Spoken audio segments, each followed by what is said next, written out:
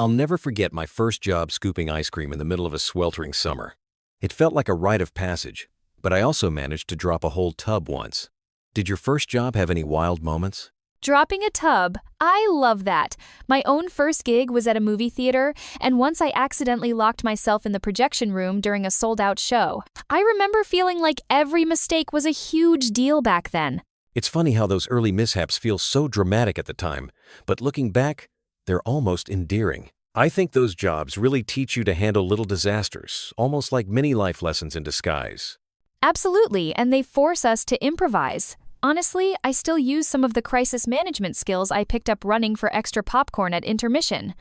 Speaking of learning, social media wasn't even on my radar back then, but it's such a huge influence on first jobs these days. Totally. Now, it feels like everyone's first job search starts with scrolling, whether it's LinkedIn, Instagram, or even TikTok. The sheer amount of advice and comparison can be overwhelming. And it's not just the job hunt, people curate their work lives too. You see all these posts about dream jobs and fast promotions, which can set some unrealistic expectations. Sometimes, it even pressures folks to skip the unglamorous but important learning curves. That's so true.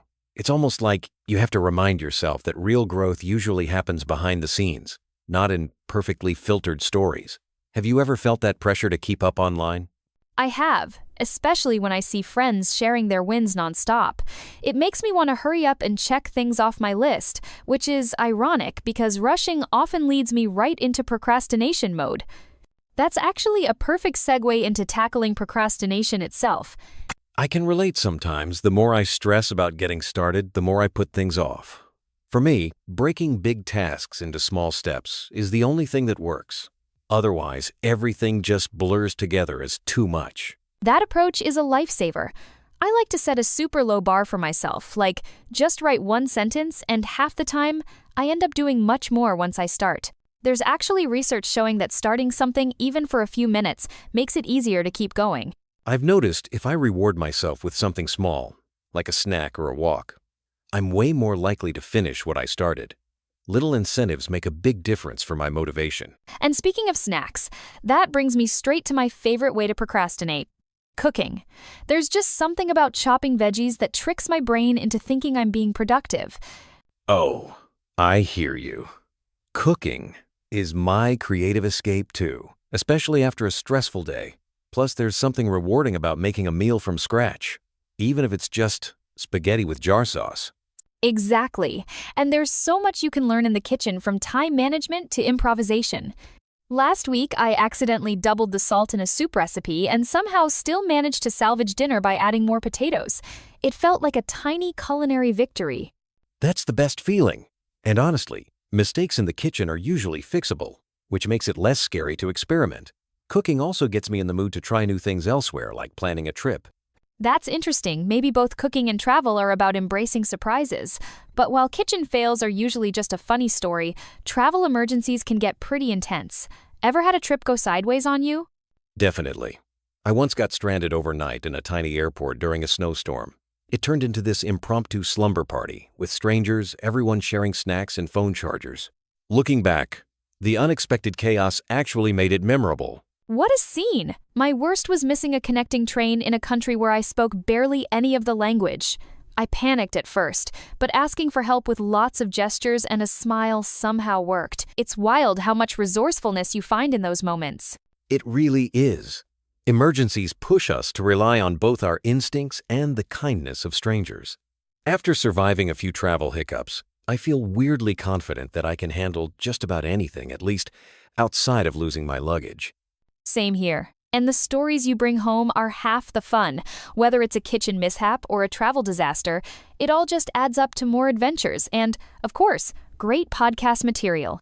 When you think back to your favorite teachers, what was it that really stood out for you? For me, it was always the ones who seemed genuinely excited about helping students grow. I totally get that. I remember a science teacher who always connected lessons to real life. It made things click. It wasn't just about the test. It was like she actually cared if we understood. And that sense of caring can totally change how students feel in class. I had a math teacher who always encouraged questions, even the really basic ones. That made it way less intimidating. It's wild how much a little encouragement matters. When a teacher makes you feel comfortable, you're just more willing to make mistakes and actually learn from them. Honestly, I think passion and empathy are just as important as knowing the subject. Speaking of learning, let's talk about something a lot of people struggle with: pronunciation. Pronunciation trips up so many language learners. What's funny is, sometimes people know all the grammar but still feel nervous speaking because they worry about sounding off. Oh, absolutely. I used to record myself reading short paragraphs aloud. Hearing my own voice helped me spot which words I was saying weirdly, and then I'd mimic native speakers. That's a great trick. I've seen apps that let you slow down audio too, so you can really break down how words are pronounced. Shadowing repeating after someone helped me get the rhythm right. It's amazing what you pick up just by listening and copying, even if it feels awkward at first. Pronunciation can also tie into cultural differences, don't you think? Definitely. How people speak, their tone, gestures, even silence can mean totally different things depending on where you are. I once nodded in a meeting and realized later it wasn't the right response. I've run into that too. In some cultures, being direct is appreciated, but in others, people might see it as rude. It can be a minefield for language learners, not just a vocabulary issue. Yeah, and sometimes we don't even realize we're making a cultural misstep until someone points it out. I think asking questions and being genuinely curious goes a long way. Totally. Curiosity and paying attention make adapting so much easier. And I think that openness ties right into feeling more confident when you're using a new language. One thing that's helped me is just accepting that mistakes are part of the process. The first time I ordered coffee and messed up the word, it was embarrassing, but nobody cared. That's so relatable. I used to replay conversations in my head, obsessing over small errors, until I realized most people don't even notice. The more I practiced, the easier it got. It's funny sometimes we imagine everyone's judging, but most people appreciate the effort. Even watching movies in English gave me a little confidence boost, because I'd pick up phrases I could actually use. That reminds me, I've always wondered, do you have any favorite movies or shows you'd recommend for learning English or just for fun? Oh, totally. The Office is a favorite of mine. The dialogue is real, and you get a sense of everyday conversation, plus a ton of workplace slang. And for something a bit more dramatic, I love Stranger Things. The Office is such a good pick. I've picked up so many casual phrases from it. I'm a big fan of Brooklyn Nine-Nine too. It's hilarious, and the language is pretty accessible. Those comedies are gold for picking up humor and intonation. I also sometimes turn on subtitles. It's a lifesaver for catching new words. Watching shows even helps you start thinking in English. Exactly. Which brings us to something a lot of listeners ask about: how to actually start thinking in English instead of translating all the time. Making that switch is honestly a game changer. For me, it started with labeling things around my house in English and narrating my daily routines in my head, even simple stuff like, I'm making coffee. I love that. I used to do mental checklists like planning my grocery list in English or describing what I saw on my walk. It felt silly, but it really worked. And if you get stuck on a word, sometimes it's best to describe it in English rather than switching back to your first language. It keeps your brain in English mode. That tip is gold. The more you immerse yourself, even in tiny ways, the more natural English starts to feel. And the best part? It gets easier the more you do it. Let's kick off with something I notice all the time mistakes Brazilians tend to make when speaking English. Like, have you ever heard someone say, I have 25 years, instead of, I am 25 years old? That's a classic. Oh, totally. I've heard I am with hunger too, which is just a direct translation from Portuguese. It's so interesting how these little language habits sneak in from your first language without you realizing. Exactly. And false friends trip a lot of people up too. Pretend in English isn't pretender in Portuguese, which means to intend. I've seen that mix up a bunch. That's a good one. Plus, there's the pronunciation thing. Like Brazilians often add an E sound to words ending in ed, so worked sounds like work ed. It's tiny, but it can make a conversation sound a bit off. Yeah, and these little differences can make you sound less fluent even if your vocabulary is great. But that brings me to something I love helping people with: sounding more natural in English. Getting that natural flow in English is such a game changer.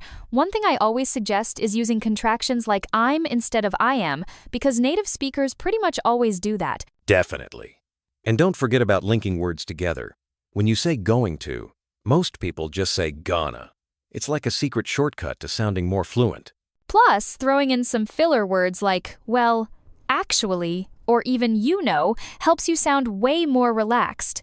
It's funny, but those little words make a huge difference. And listening to native speakers can really help. I always encourage people to watch shows or even listen to podcasts to catch those subtle expressions. It's like picking up the rhythm of the language. Speaking of rhythm, that kind of reminds me how much language learning is like building a new habit, almost like starting a fitness routine. Yeah, sticking with a healthy lifestyle is all about the small habits. I tell folks to start with something manageable, like a 15-minute walk every day, instead of jumping into a hardcore gym plan. That makes so much sense. I've noticed if I try to change everything at once, diet, exercise, sleep, it never lasts. But when I add one thing at a time, it just feels more doable. Exactly. It's the same mindset you need for language learning. Consistency over intensity. And honestly, organizing your week can make both goals way easier to stick with. Speaking of organizing, I found that planning my workouts and meals ahead of time saves me so much stress and actually frees up time for other stuff, like practicing English. Totally. And it doesn't have to be complicated. I usually just grab a notebook on Sunday night, jot down my must-dos for the week, and then break bigger tasks into tiny steps. It's a lifesaver. What's worked for me is color-coding tasks like using one color for work, another for personal stuff. It sounds simple, but seeing it at a glance helps me stay on track. That's actually a great hack. Plus, setting aside specific blocks of time, even 30 minutes here and there, makes it less overwhelming. I used to try doing everything in one go and just burned out. And when your week's more organized, it's way easier to spot where you can save some cash, too. Like, meal planning cuts down on last-minute food orders, and that brings us right to money-saving tips. Absolutely. Planning ahead is a big one.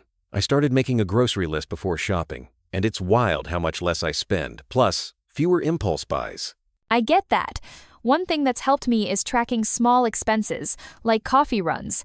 It's shocking how quickly those add up, but when you see it on paper, it's easier to cut back. Another trick I love is setting up automatic transfers to savings right after payday. If you don't see the money, you're less likely to spend it without thinking. And swapping out a few things like bringing lunch from home or making coffee instead of buying it makes a difference over time. Little shifts add up, kind of like with language learning or fitness. Exactly. It's all about small, consistent actions, no matter what the goal is. And honestly, that's the thread tying everything we talked about today together. I keep hearing people say there are hacks to learn things faster, but honestly, I've never found a magic shortcut. Have you ever discovered something that actually works for speeding up learning? You know, what finally made a difference for me was switching how I studied. Like, instead of just rereading notes, I started explaining concepts out loud, almost like teaching myself. That shift made things stick so much better. That sounds like active learning, right? I've tried quizzing myself, and it feels tougher in the moment, but I do remember things longer. It's wild how our brains lock in memories when we struggle a bit. Exactly. It's a bit uncomfortable, but the effort really pays off. And mixing in quick breaks or even switching topics for a while helps too. It's like giving your brain a chance to catch its breath. Speaking of catching a breath, I wonder if learning with others helps the process. That brings up something else I've been thinking about, the challenge of making new friends, especially in new environments. Meeting new people can feel just as daunting as tackling a tough subject. I remember moving to a new city and not knowing a soul. It honestly made me nervous at first. I totally relate. Whenever I'm in unfamiliar territory, I get this weird mix of excitement and anxiety. Weirdly, the best connections I've made often started from just saying hi or asking a simple question, nothing fancy. That's so true. Sometimes sharing a tiny struggle like not knowing where the best coffee is opens up a real conversation. People usually appreciate when you're genuine, even if it's just about bad directions. And being open to spontaneous plans or group events helps too, I've noticed. It's almost like you have to let yourself be just a little bit uncomfortable to really connect. Do you think that's harder in big cities or small towns? Funny enough, I've lived in both, and they each have their quirks. In big cities, there's this buzz, a ton of people, countless meetups, but it can feel surprisingly lonely because everyone is always busy. Yeah, I've noticed in small towns, you're more likely to bump into the same folks, and people remember your face. It can be cozier, but maybe harder to find new groups if you don't quite click with the local crowd. That's exactly it. In a small town, even a quick run to the grocery store turns social, but in big cities, you can blend in, which is sometimes freeing but also a bit isolating. It affects routines too, doesn't it? Absolutely. Routines shift based on where you live. I wonder how much our surroundings shape those morning and night habits we rely on. My routine felt totally different when I moved. In the city, I'd grab coffee and be out the door fast. But in the small town, mornings are quieter, I might actually cook breakfast. The pace changes everything. That resonates with me. I find that in slower environments, I'm more likely to stick to a night routine, like reading before bed, instead of doom scrolling on my phone. The quiet helps me wind down. Same here. And I've noticed that a small change like prepping for the next day the night before can make mornings way smoother, no matter where I am. It almost feels like routines are anchors, especially when you're in a new place. Which is probably why routines get even more important when you're living abroad. That reminds me, what was your biggest surprise when you started studying in another country? Honestly, the biggest shock was how everyday things like grocery shopping became mini adventures. Suddenly, you're trying to decode labels and figure out what's actually in your cart. I can totally picture that. I've heard people say you learn as much outside the classroom as you do inside. Navigating a new language or finding your way around a different city is real-life learning in action. What makes it even more interesting is meeting people from all over. At first, I worried about fitting in. But building connections there felt almost like starting from scratch in a good way. And the growth that comes from those challenges is priceless. Whether you're learning faster, making friends, or just figuring out how to do laundry in a new country, every step is a lesson. Let's kick things off by talking about daily routines. Honestly, when I stick to a routine, I feel like my whole day just flows better, even if it's something as simple as making coffee before checking emails. Totally. There's something almost comforting about those little rituals, right? For me, it's writing out a quick to-do list each morning. It helps me feel less overwhelmed, especially when I have a packed schedule. Oh, I get that. Without my morning walk, I feel disoriented, like I'm missing a piece of the puzzle. Have you noticed any difference in your mood or productivity on days when you skip your routine? I definitely have. On the days I skip, I'm all over the place. Everything feels chaotic. It's wild how something so simple can set the tone for the whole day. That actually reminds me, staying motivated is such a challenge, especially when routines start to feel boring. What's your trick for keeping motivation high day after day? You know, celebrating tiny wins makes a big difference for me. Even just ticking off a small task gives me a little boost. Sometimes I'll reward myself with a favorite snack after finishing something I've been putting off. I do something similar. It's funny how a simple reward like a good cup of tea can make even the dullest chore kind of satisfying.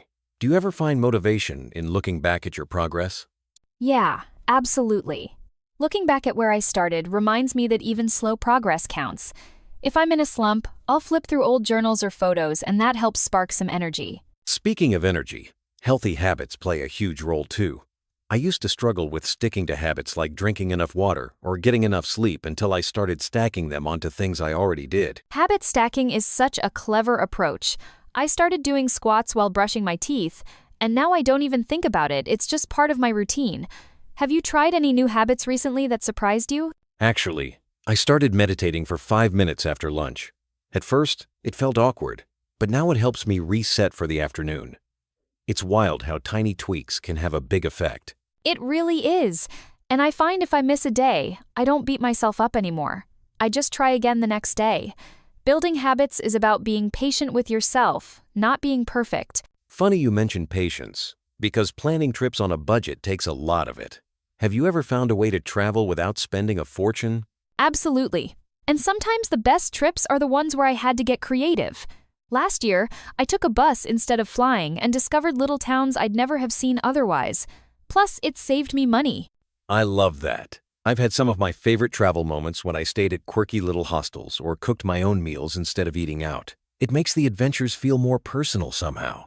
Exactly. And apps for cheap flights or last-minute deals can be real game changers. But honestly, sometimes just wandering around a new place on foot is the biggest highlight, and that's totally free. After all that talk about adventures, I can't help but think about my favorite childhood memories. For me, it's those endless summer afternoons riding bikes with friends and feeling like anything was possible. That brings back so much for me too. My cousins and I used to build these epic pillow forts and pretend we were on our own secret missions. There's just something magical about how simple things felt so exciting back then. Isn't it wild how a smell or a song can suddenly bring those moments rushing back? Sometimes I'll hear an old cartoon theme and instantly remember Saturday mornings in pajamas. Oh, totally. And maybe that's why I love finding little everyday adventures now, trying a new recipe or exploring a new park, because it brings back that feeling of curiosity from when we were kids.